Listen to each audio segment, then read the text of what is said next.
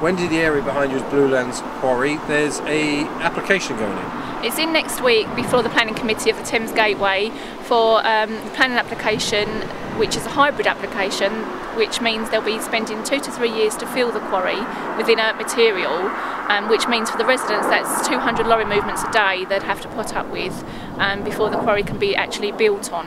And the plans for the buildings are hotel and distribution centres, and obviously the distribution centres could be as big as something like Tesco's, which is in a couple of quarries up the road, and again that's more lorry movements to the residents, more fumes, more parking up overnight possibly, and just endless misery for the residents of Wattswood.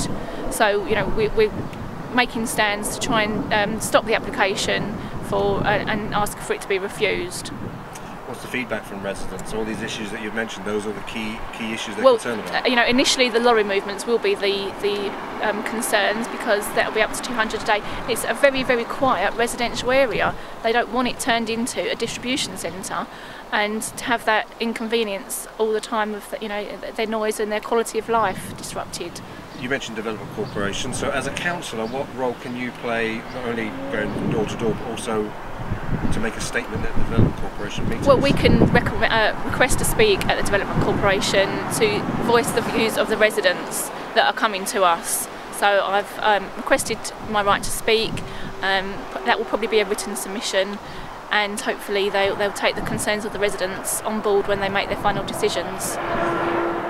Your area, it doesn't seem a couple of months pass by where we stand somewhere around your ward and talk about planning applications. Do you feel, we've done this since 2008, we're now in 2011, do you feel in 10 years' time we're still going to be going around your ward, fending off, so to speak? Hopefully not. The Thames Gateway should come to the end of its natural life 2012.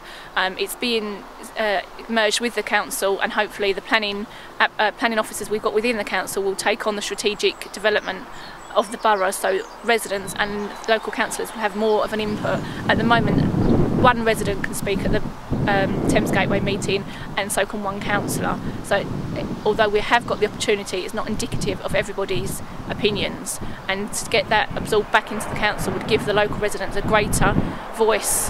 So hopefully when it does come to an end, we'll be in greater control, and it will be of benefit to residents. So hopefully, going back to your question, we shouldn't be here in 10 years' time, because we'll have greater control of the planning powers.